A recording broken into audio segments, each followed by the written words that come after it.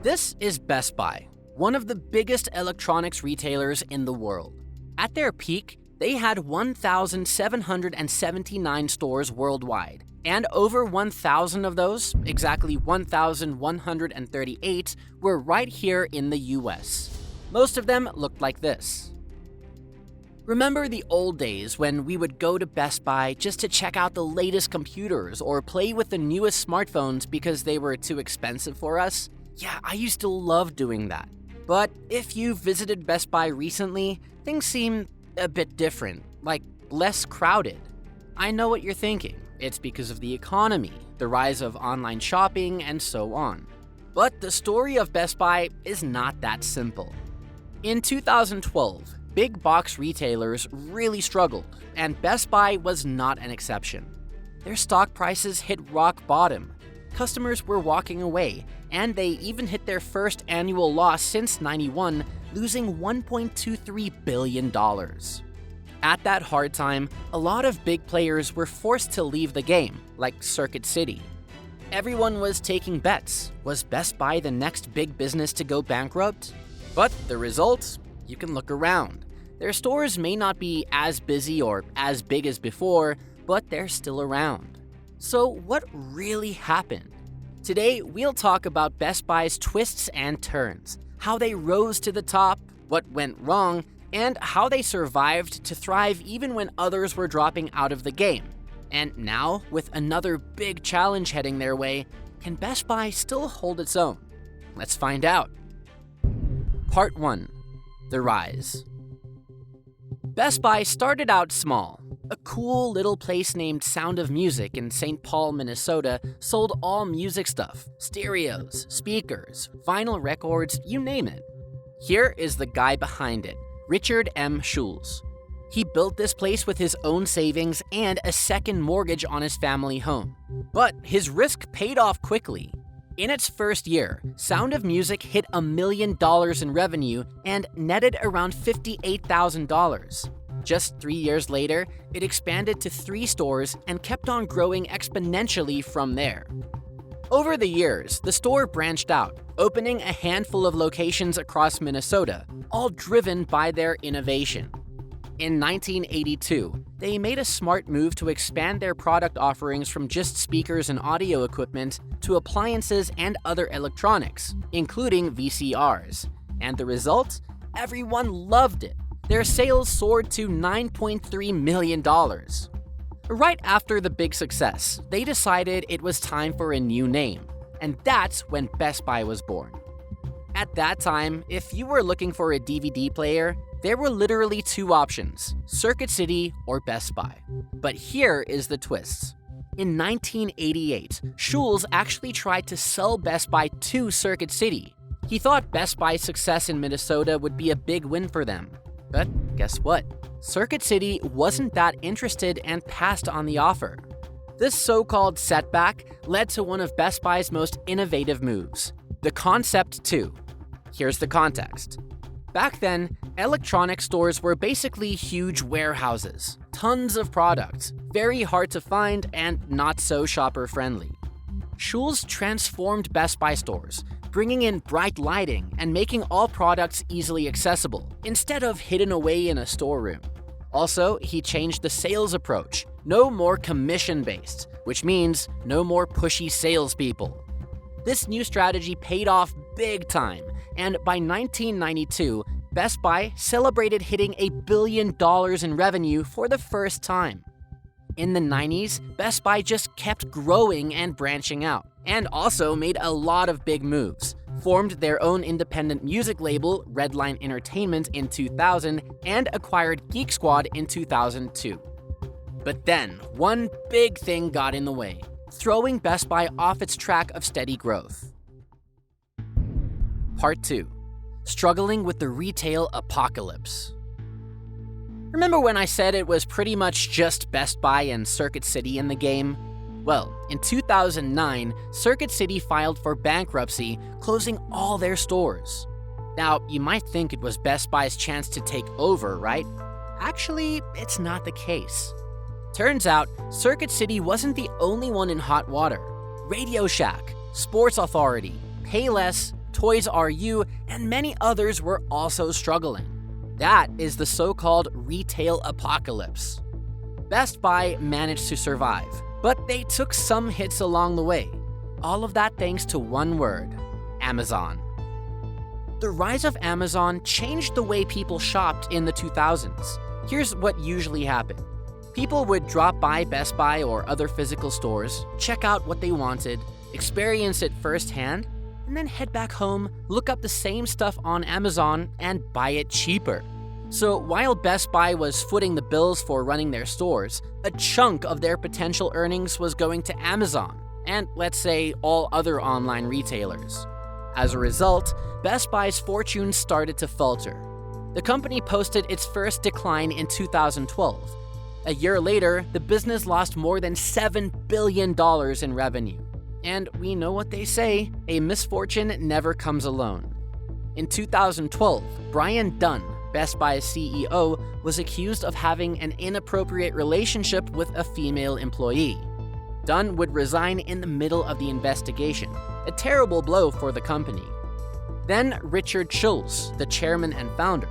Turns out he knew about this affair the whole time and didn't speak up. After that, he was forced to resign, ousting the founder of the company. The company's stock took a deep dive, dropping to $12 per share, the lowest point in over a decade. And worse, they lost an astounding $1.7 billion in just one quarter. But here's another thing. A big part of why Best Buy was losing customers and seeing a drop in sales was actually because of their poor customer service. A popular article from Forbes in 2012, titled "Why Best Buy is Going Out of Business Gradually," even called their customer service anti-service. The writer shared his awful experience at a Best Buy store and even dared readers to visit any of their stores without losing their temper.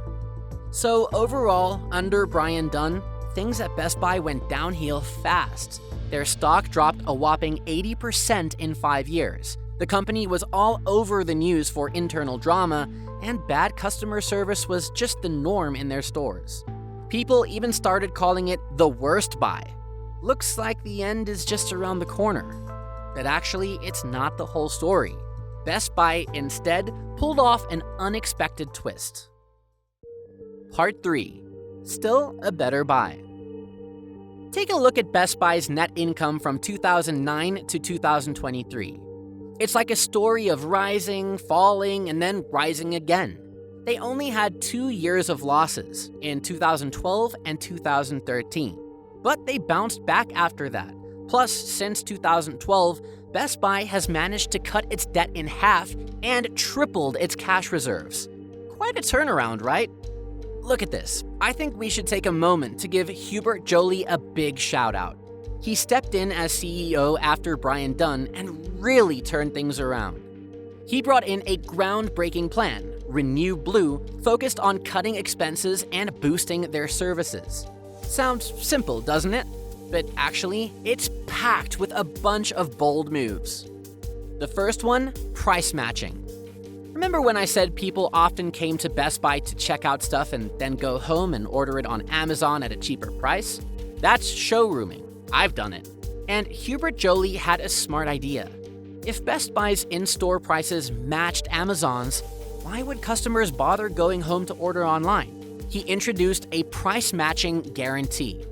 Sure, this price matching strategy cost Best Buy some real cash, but it gave Best Buy advantages to stay competitive with other retailers. As he said, "Until I match Amazon's prices, the customers are ours to lose." The second one was to transform their brick-and-mortar stores into showcase and ship hubs. Back then, Best Buy had a real issue with delivery times. Their online system was completely separate from the physical stores. So if you ordered something online, you had to wait for it to ship from the central warehouse, which would take a while, especially if you lived far away. And Hubert Joly's solution? He turned each big box store into a mini warehouse for its local area. This meant that when someone ordered a product online, it would be shipped from the nearest store. A small but super effective change. It not only increased the inventory available for online sales, but also cut down on delivery times. Jolie also made a bold move by teaming up with competitors. He brought in big names like Apple and Samsung, letting them set up their own mini showrooms inside Best Buy stores. It's a win-win. Best Buy got more foot traffic and revenue from renting out floor space, and for these tech giants, if they wanted to showcase their latest smartphones in a major electronics store, Best Buy was pretty much their only option since it's the last big player left. Even Amazon, known as Best Buy's toughest competitor, joined in, setting up spots in Best Buy stores to display their Alexa gadgets. Yet the most worth-telling story of Hubert Joly is that he spent his first week as CEO working on a Best Buy store floor, wearing a badge that said CEO in training. This hands-on experience helped him see what needed to change, be more human-focused, not only for customers, but also for his employees. First, he brought back the generous employee discount program that Brian Dunn had cut, making it more rewarding to work at Best Buy. Then, he invested in training staff to become tech experts. He leaned into the earlier Geek Squad acquisition, turning Best Buy employees into tech pros who know all the answers customers are looking for. Thanks to these moves, employee turnover at Best Buy dropped from 55% to 30%. For customers, this means better support every time they visit Best Buy. And if you've got a problem, just call customer support and someone will come right to your house to fix things up or advise you on TVs, entertainment systems, audio, and more. It's pretty amazing, right? You all know the end of this story. Best Buy rose again from the ashes. Over 5 years, the company's market share grew to 15%, and the share price rose 271%. Today, it stands at $78 per share, a significant increase from its low point of $12 per share. But has the worst come yet for Best Buy? Well, I don't think we're at their happily ever after just yet. Part 4. The worst is yet to come? Since 2022, they've been closing hundreds of stores and cutting thousands of jobs. Thank you for calling Best Buy in Monaca. Sunday, we are closed. Monday, we are closed. Tuesday, we are closed. In the fiscal fourth quarter of 2023, Best Buy's net income fell by 21% to $495 million, or $2.23 per share, from $626 million or $2.62 per share a year earlier. And again, bad customer reviews. Customers are complaining all over about Best Buy's service, salespersons being pushy and not much help, and their delivery service is also a headache. Looking ahead to 2024, CEO Corey Barry said, "We are preparing for another down year for the industry." And Best Buy plans to revamp its stores. They're investing $200 million in this makeover, which is a big chunk of their $850 million budget for the year. The goal is to adapt the digital age and improve their financial health. So, what's next for Best Buy? Do you think they can pull through this storm? Drop your thoughts in the comments down below. I'd love to hear more. And that's it for today's episode. Thanks for tuning in. See you next time.